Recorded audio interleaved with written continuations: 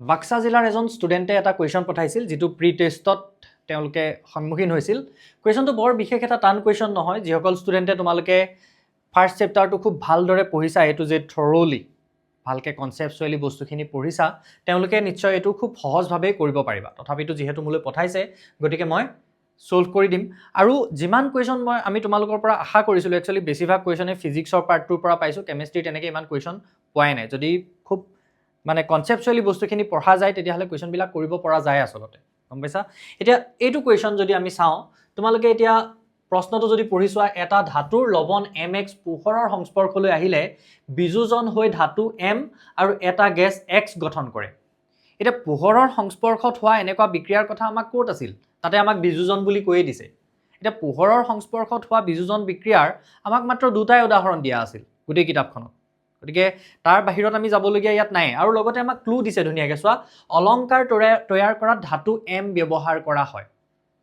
ধাতু m টুক অলংকাৰ তৈয়াৰ কৰাত ব্যৱহাৰ কৰা হয় বুলি কৈছে সো আমি লগে লগে ভাবি চাব পাৰো হুন ৰূপ কিবা আমি ব্যৱহাৰ কৰিছিলো নেকি yes silver chloride silver bromide আছিল আমাৰ হয়নে যে আমি সূৰ্যৰ পোহৰত ৰাখিলে কি হৈ যায় তাৰ পৰা সিলভাৰ আৰু ক্লোৰিন গেছ দেন সিলভাৰ আৰু ব্ৰোমিন প্ৰডিউস হ'ব পাৰে এতিয়া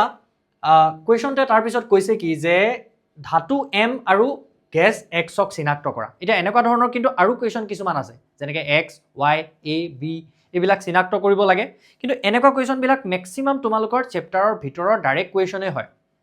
ডাইৰেক্ট কোৱেশ্যনে মানে বহুত বেছি তাত কনসেপ্ট ইউজ কৰিব লগা নাথাকে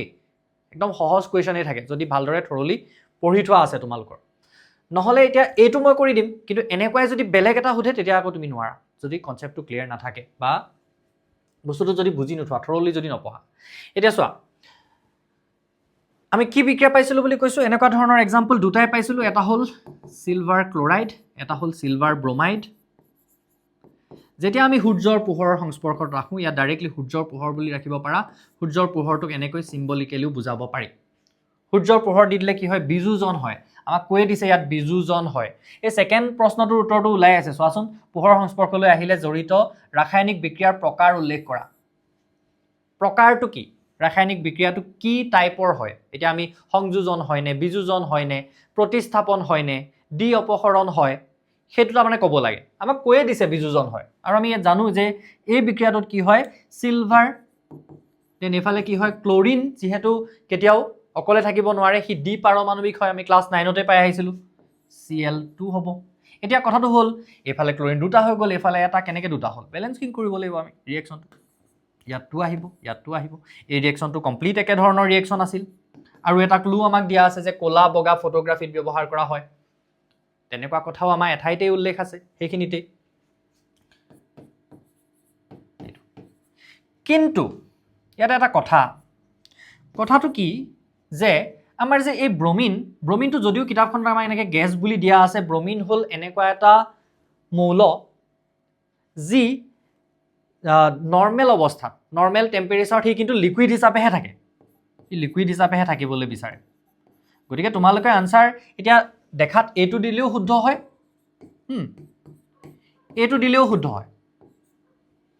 কিন্তু পৰাপক্ষত এটো লিখিবা গম পাইছানে এটো লিখো কিতাপত এটো গেছ বুলি দিয়া আছে কিন্তু যদি আমি অলপ ডিটেইলত আৰু পঢ়ো আপাৰ ষ্টাডিজ কৰো তেতিয়ালে গম পাবা যে ব্ৰোমিনটো নৰ্মেলি লিকুইড ষ্টেটত থাকে কিন্তু ক্লোৰিনটো অলৱেজ গেছিয়াছ ষ্টেটতে থাকে গতিকে এটো বেছি প্ৰপাৰ হ'ব বুলি মই ভাবো আনসাৰটো লিখাত যে ধাতু m টু কি হ'ব তাৰ মানে সিলভাৰ ধাতু m হ'ব সিলভাৰ আৰু গেছটো কি হ'ব ক্লোৰিন গেছ আৰু সুধিছে কি আমাক বিক্ৰিয়াটো কি হ'ব এটো প্ৰথম প্ৰশ্নটোৰ উত্তৰ আমি পাই গলো সেকেন্ড প্ৰশ্নটোৰ উত্তৰ কি হ'ব আমাৰ বিযোজন বিক্ৰিয়া এই বিক্ৰিয়াটো কি হয় এটা বিযোজন বিক্ৰিয়া তাকে তুমি ধুনীয়াকৈ লাইনটো লিখি দিব পাৰা যে জড়িত ৰাসায়নিক বিক্ৰিয়াটো হল বিযোজন বিক্ৰিয়া